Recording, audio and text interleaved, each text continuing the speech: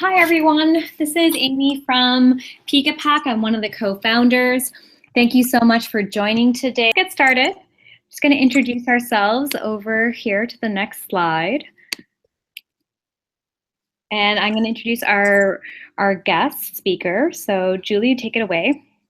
Hello, I'm Julie Faude. I'm so happy to be with you today talking about something very near and dear to my heart. I am the lower school psychologist at the Episcopal Academy in Newtown Square, Pennsylvania.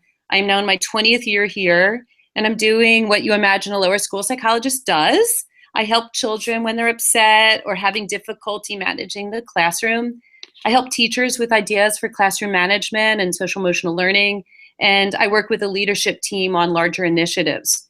And for the last few years, I've begun to run programming with our very youngest students, pre-K to second, and all parents on mindfulness, which has really been a ball. I just want to mention, having looked through some of your questions, that I am not an autism expert, and I have some more experience, although definitely limited, with higher functioning students on the spectrum. So we won't be focusing on those students as much today. And we also won't be focusing on mindfulness to a great extent today, because we feel in 45 minutes this social emotional learning piece is really plenty.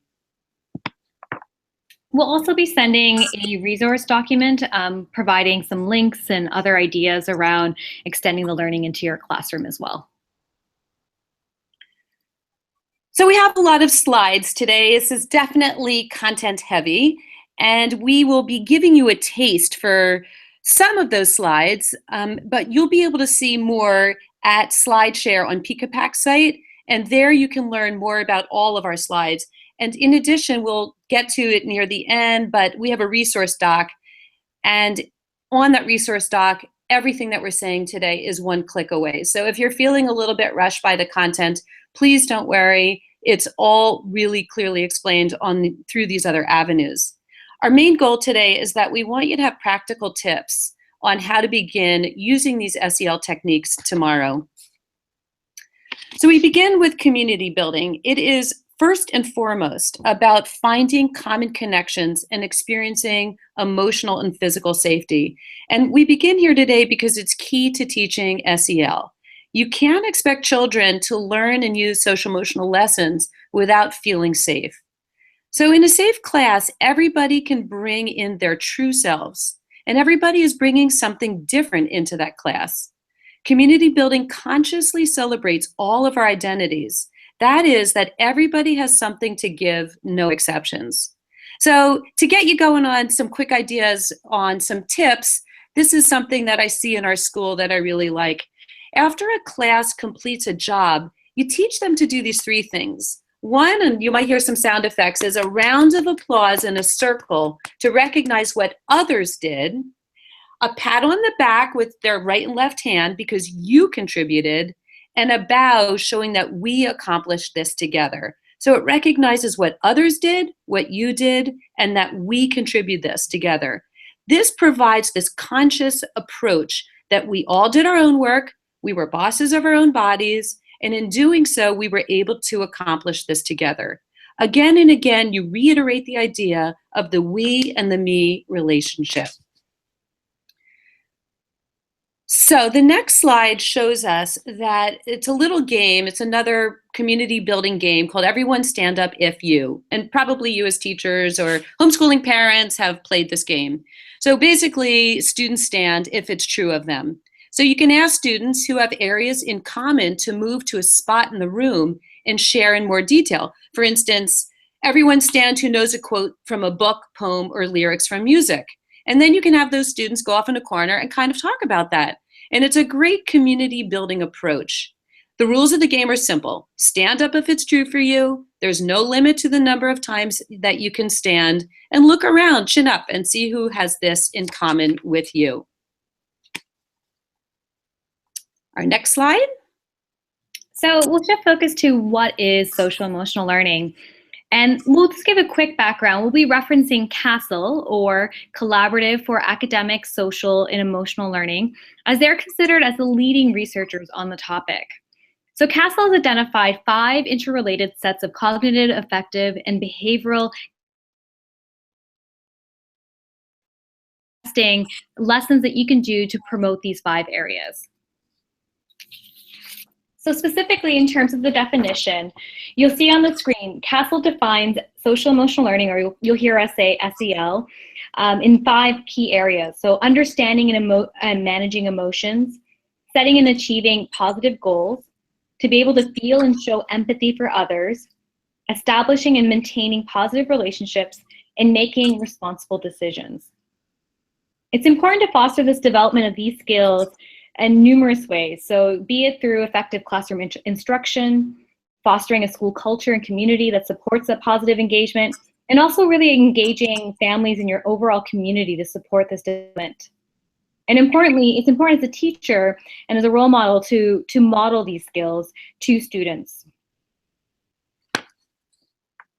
Lastly, I'll mention these skills, why it's so important is that these skills are foundational for, especially for young children, that this will help set them up for lifelong success, be it in their academics, in work, or in general in life. So today we'll be breaking down this for you and providing practical ideas to begin implementing these 5 areas in your classroom tomorrow. All right, how does social emotional learning relate to mindfulness? A lot of people have this question. It's a very confusing overlap, but I really like the greater goods view of SEL as an outside-in approach. We teach techniques from the teacher to the child, like we are teaching you today. And there's absolutely nothing the matter with that. That's great. However, mindfulness can be thought of as an inside-out thing. We help students to tap into a natural reserve of person-to-person skills, such as empathy and compassion, and also intrapersonal skills, such as the calming effect of watching the breath. We teach practices to increase their awareness of what they already have. We practice awareness of the breath, body, and thoughts, and how they play off of each other. And you'll notice I use the word practice because it takes a lot of practice. So let's try this metaphor to help explain the difference.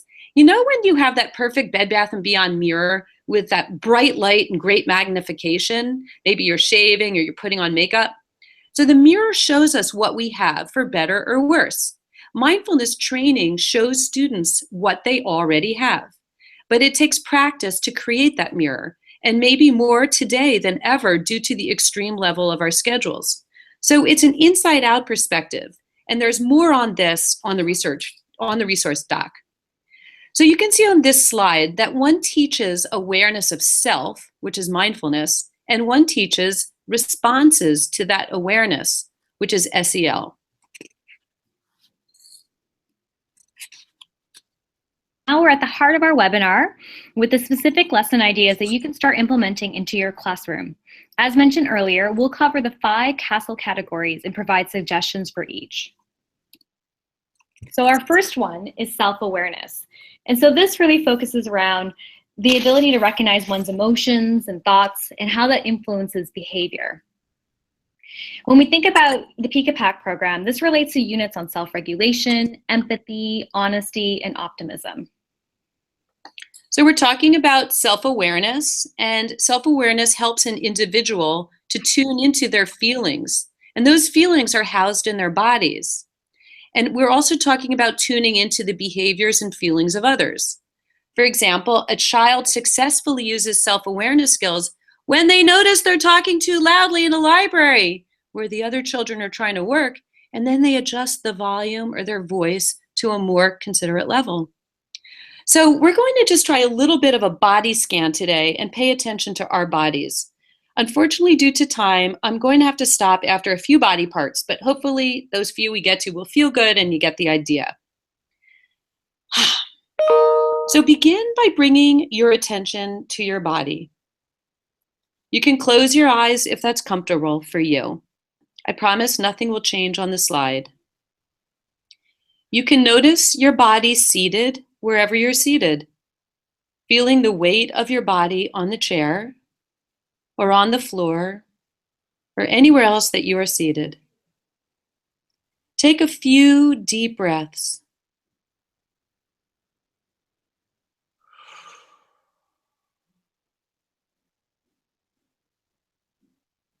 And as you take a deep breath, bring in more oxygen and allow that to enliven the body. And as you exhale, have a sense of relaxing more deeply. You can notice your feet on the floor. Notice the sensations of your feet touching the floor. Notice your hands. Are your hands tense or tight? See if you can allow them to soften. Notice your arms. Feel any sensation in your arms. Let your shoulders be soft. And if we had time, we would have gone from the feet up through the legs, to the hands, the arms, the neck and throat, the jaw.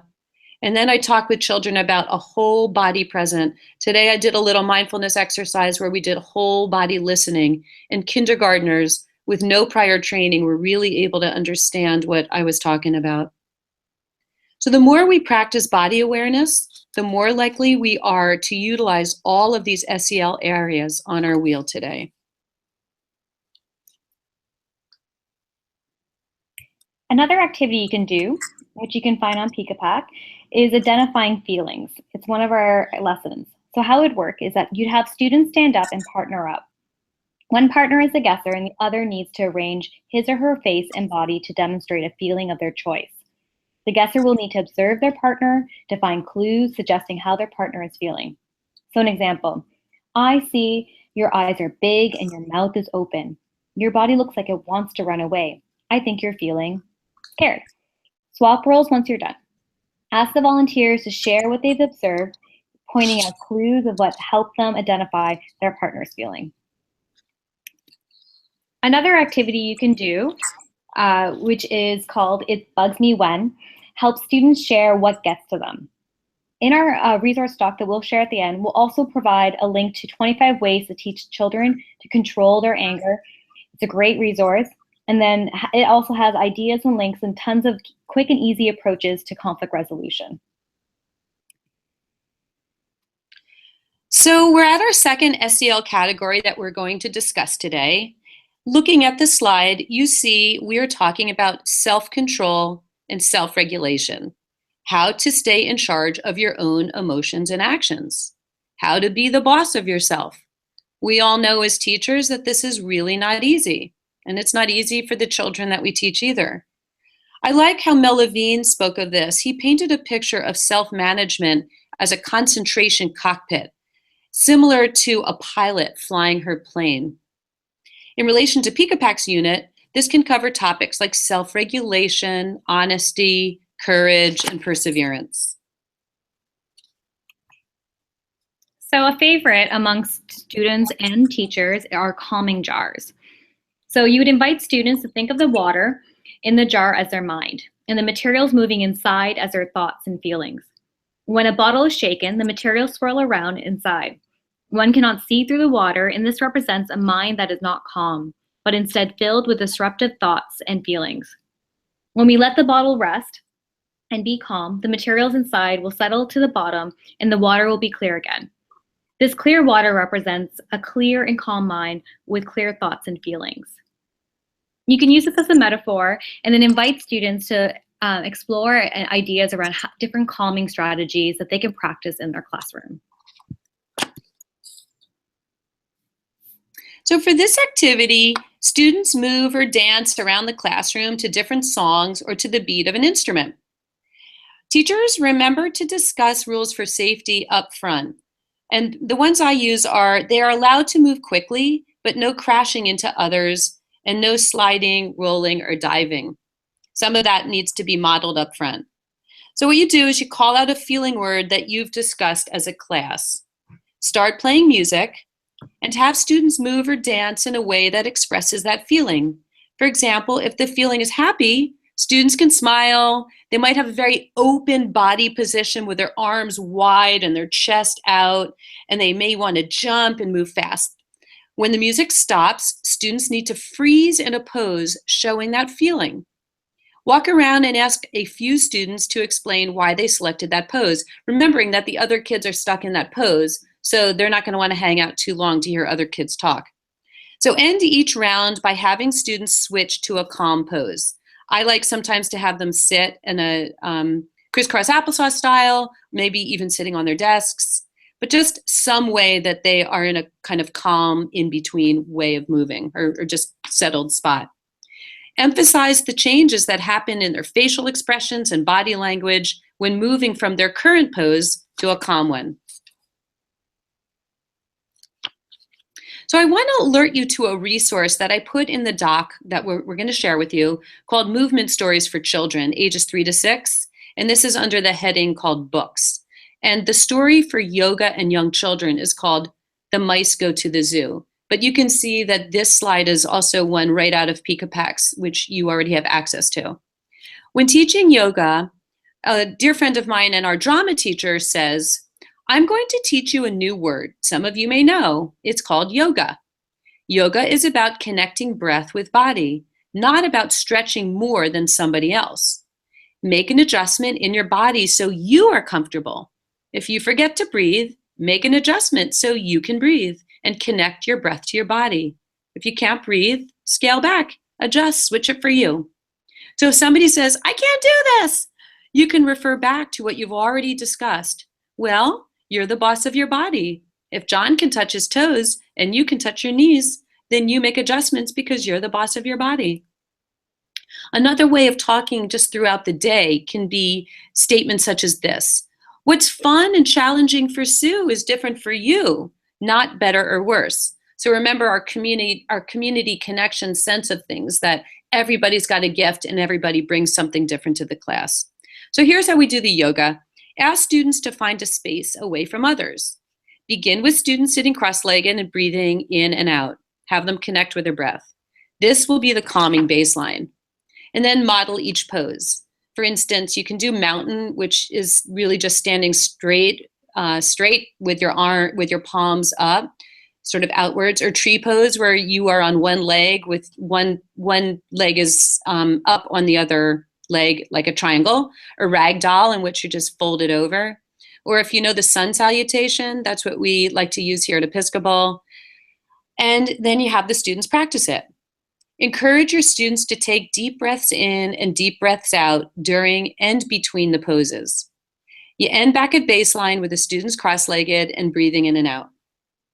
So at the end of the practice, ask students to share the changes that they may have felt before and after engaging in the yoga poses. It's a little scary to ask kids this, but it is incredible what they answer. They're just so wise and aware of those changes. I mean, they will say, today a child said, I feel so much warmer and relaxed in every part of my body. And that was a kindergartner.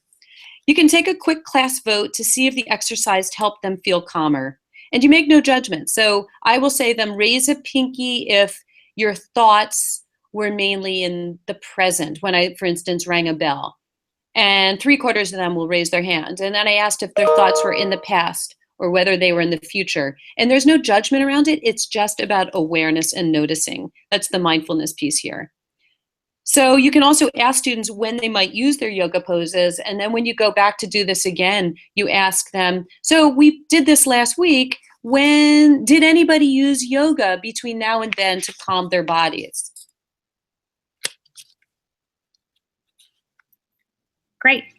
So the next area that we'll look at is social awareness. And this really relates to empathy. So how a student's ability to be able to take perspective and empathize with others and really understand the social and ethical norms for that behavior.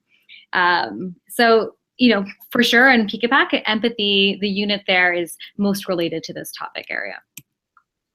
So one activity that we find is really fun for the students is an activity called What Do You See? And this really looking at things where you'll be able to see different people who have different perspectives on looking at a same image. So this could be, for example, the infamous blue or white and gold dress. And this really is an important one where, if students can understand what it means to put themselves in other people's shoes, they'd be able to get a grasp of what it means to take a different perspective. So in this activity, you're showing different examples of images and illusions and asking students what they see. The intention is for those images to trigger differences in opinions and to spark a discussion and debate. So having a classroom friend, whether it's animate or not, is a way to teach empathy or feelings of others as well. Let your class know that this is their new classroom friend and give it a name together. And start by letting students know how their new friend is feeling. For example, Bob tells me it is feeling really lonely because it doesn't know any of you. What should we do? Get ideas and then enact them. Throughout the day, let students know how their new classroom friend is feeling. For example, Bob tells me it is feeling really hungry. What should we do? Bob is really quiet and looking sad. What should we do? And after revealing each scenario, then you can ask students questions such as, how do you think Bob feels? Why might Bob be feeling that way? What might we say to Bob? How might we show empathy towards Bob? Another great idea is called same versus different. It's on our next slide. And this is what I say when I talk about social awareness and this aspect of social emotional learning.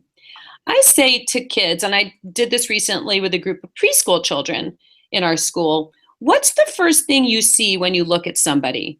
And they might say that whether they're a boy or a girl, or if they have long hair or short hair. And what I say for anything that they respond with is, yes, it's what they look like. It tells you a lot about somebody, but not everything. And not if they're nice or if they're shy, if they're excitable or what they love to do.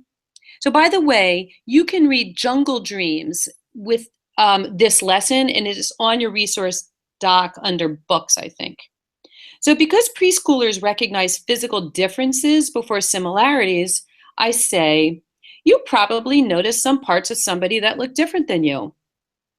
And to guide this process, I get out knee-high nylons of different colors for your children, and they try these on.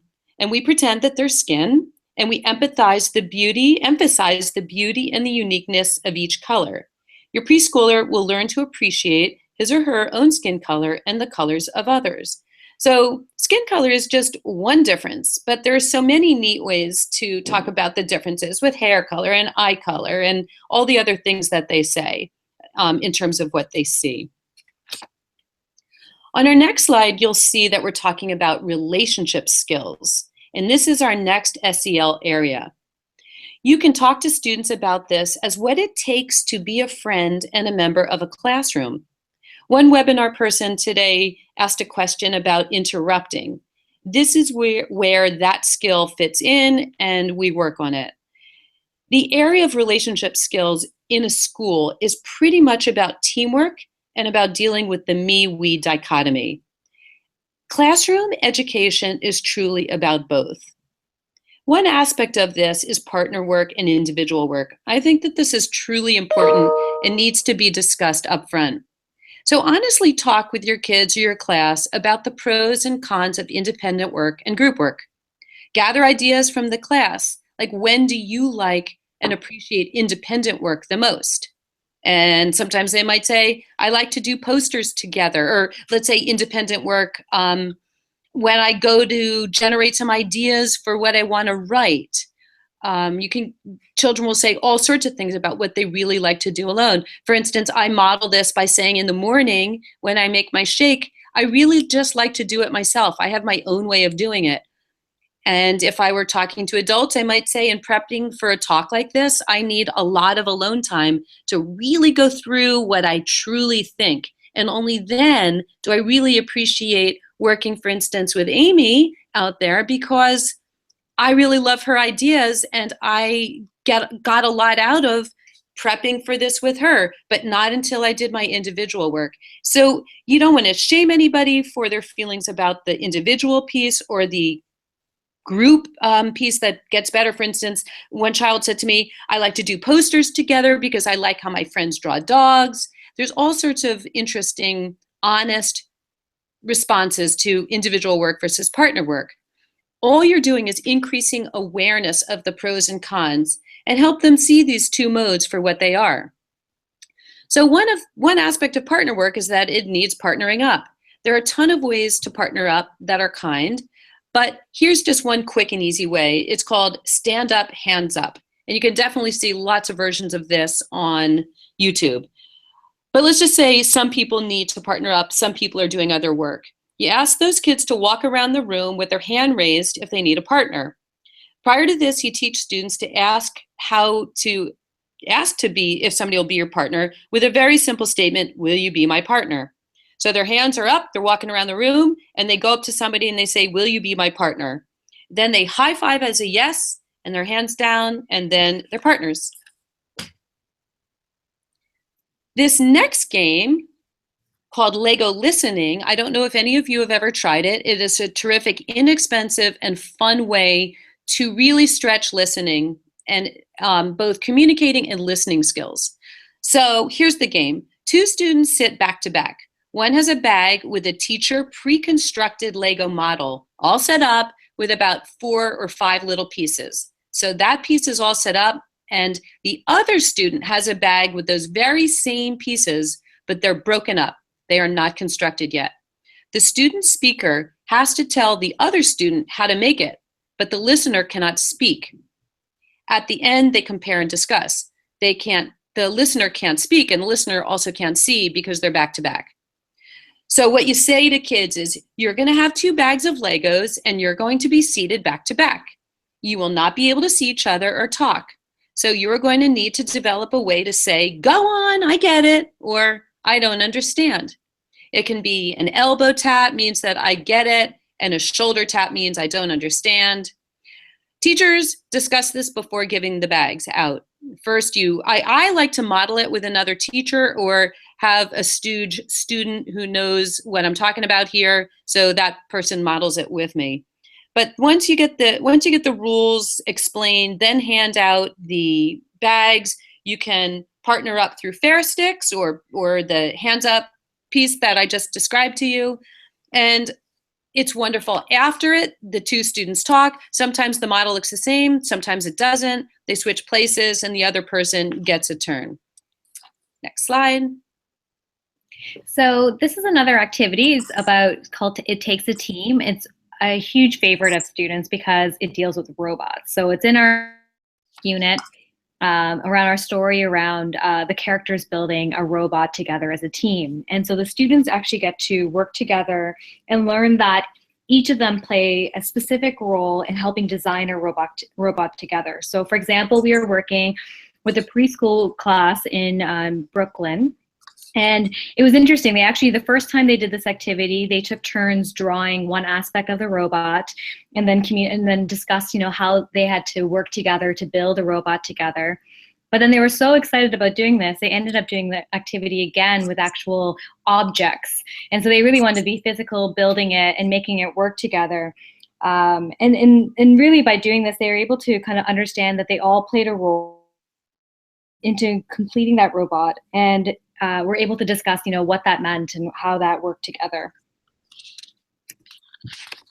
Another activity that is great to do as a class is creating a class story. So this really works with having every part of the person in your class sit down and be able to take a role in building a narrative together. So an example, it could be something like starting off, it was a dark and stormy night. The next student would then, add to it, like we got home, we found a big, and then so on. Each student would actually add to it, writing it all down and be able to show how each person played a role in building this collective story together. So the last area from the CASEL categories that we'll be focused around for social emotional learning is responsible decision making. And this is really the ability to understand the consequences of one's actions. So how this impacts not only yourself, but other people. And this relates to topics like honesty, optimism, courage, kindness, gratitude, respect, and teamwork. So lots of different topics when you think about all the different units in the Peekapak program. So one that really brings this to life is an activity called Kindness in the Community. And this really helps understand how their actions can make an impact on their broader community. So how this works is that as a group, you can divide students into groups and discuss ideas of what they can do to help their overall school. So this can include things like picking up garbage around the school, planting a tree, creating a recycling club. And then as a team or as a class, you can decide on, what are the outreach activities they wish to work on together, and then actually set up time to do this and see, reflect on what kind of impact those actions took and had on the broader community. Oh, I forgot to show the slide. Okay, we wanted to share with you this resource doc, and this is something that I've been developing over the last 2 or 3 years. And you will be able to get a link to this through the Peekapak. I'm not sure, Amy, will it be through SlideShare, or will it just be, where will the resource doc show up? We'll follow up. We have everyone's contact information, so we'll definitely share this not only in the SlideShare, but also in a follow-up email. Okay, so guys, the neat thing about it is that there are a variety of tech tools that we didn't even get a chance to talk to you about today, but it's a sampling of websites and apps that you can use for developing your own mindfulness practice, as well as sharing that with your classroom. And we also have them developmentally displayed with more adult and older adult and high school oriented apps and websites at the top of the tech box, and then at the bottom you'll find more like Stop Rethink and other wonderful websites that you can use straight in the classroom, and I'm sure many of you are using those. There are also curriculum that you can tap into and learn more about. I have my own on there, which is just what I've pulled together by looking at a lot of books and everybody, and I just, it's nothing that I own. I just pulled it together so that when I walk into a classroom, I know what I'm doing and I don't have to reinvent the wheel every single time. Peekapak is obviously on there. So there's a great deal of help. I have a lot of articles on there on leadership and just wonderful, wonderful things from mindful.org, so that you can just find 5 simple ways to teach mindfulness in your class and to, I don't know. The other thing is, under our talks for today, there's a link so that anything that you're wondering about, or areas that we got where we went to do research to develop the slides, if you want more information, they're there. So the resource doc is really pretty neat, and always interested in your reactions to it. And then I wanted to just quickly let everyone know that if you are interested in learning more about Peekapak, you can always schedule a time with me. It's Amy Shaw, so AMISHAH. You can book me, or youcanbook.me. That gives you actually direct access to my calendar. So if you ever want to book a time, I'm happy to show you kind of how the program works. I can also show you some of the new things that are coming up. As you can see on the screen, we have a new site coming up. And so we're always looking for people who want to be beta testers or, help us shape our new product. As well as if I know there were some questions that people have put in terms of helping, how do you bring this to their school? How do you kind of work with your leadership team? We're happy to help in any kind of way. We have a number of helpful kind of documents and presentations and information that we can share that you can pass on, as well as videos of showing the actual in-class experience. I'll actually show you anyone who's interested who doesn't have a Peekapak account already. You can always sign up at peekapak.com. So I'm going to just share my screen right now. So you can see over here, once you log in, it's really simple. You can always sign up for a free account. And what you do is click into any of the different units, and as a free user you always get access to the overview, which has a quick kind of overview of that topic, the language to listen for, other types of literature that you recommend that you can bring into your classroom. as well as there's a number of read alouds. So each of our units always has a read aloud that's free for you to use. You can use this on a projector or a smartboard. And you'll see over here, this literature is really well designed in terms of helping kind of really model and show the different emotions and kind of the journey that these characters are going through understanding this topic. So this one, for example, Apollo has realized that he's, afraid of swimming, and he needs to overcome his fear. And so you see kind of his emotional journey going through the different kind of feelings that he feels of, thinking about going into a pool. With each of the read alouds, you'll see that there's always an alignment to the standards, but also we really encourage rich discussion. So you'll see all the questions for before, during, and after all laid out for you. Also for free is always the first topic, what is courage? But for those of you who are pro users, you'll see that you'll be able to kind of be able to scaffold and really teach from what is that concept to why it's important, how do we demonstrate it, and then how do we ultimately apply it to our lives, which is what we want students to kind of graduate to. Each of these lessons always has options in terms of those lessons, and some of those we talked about today in the presentation. And then the last piece I'll quickly mention is that we always have a component where you can share with parents. So it's always free for parents to be part of the learning process. Each of our activities has a summary of what you taught in the classroom, an activity to do. So this is an example for, to see if it pulls up. So ask your child to identify something he or she would like to try, come up with an action plan together by listing steps that he or she can take in preparing for the challenge. And so you're able to kind of have some practical things that you can give to your parent community to extend that learning. And that, of course, is free. They also get access to the storybooks. And all you'd have to do is press click, share with parents, and that generates an email update. So I just wanted to quickly show you that if anyone ever has any questions, again, as I mentioned, you're always welcome to sign up for free on our website. There's no obligation to, pay. Or you can sign up for time with me at amyshaw.youcanbook.me to learn more. So that's all we have today. If there's any other questions, please let me know. You could just add to the bottom of the comments section there. And I want to thank everybody for signing up and being interested in social emotional learning. It's, to me, the heart of learning, and I'm just so glad that you all are interested, and I encourage you to find all sorts of ways to practice for yourself, to give yourself the time to find your own anchor and your breath in these incredibly busy days. And I know that you've probably heard this research about how teachers make more decisions, or the same level of decisions, as pilots and ER docs.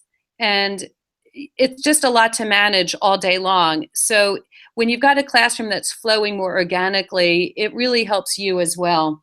So I encourage you on your process and your journey, and I want to just tell you how much I appreciate you being here today. Thank you so much. Thank you, Julie, for joining us. And if anyone has any feedback, thoughts, or comments or anything, always feel free to email us. You can email us at hello@peekapak.com.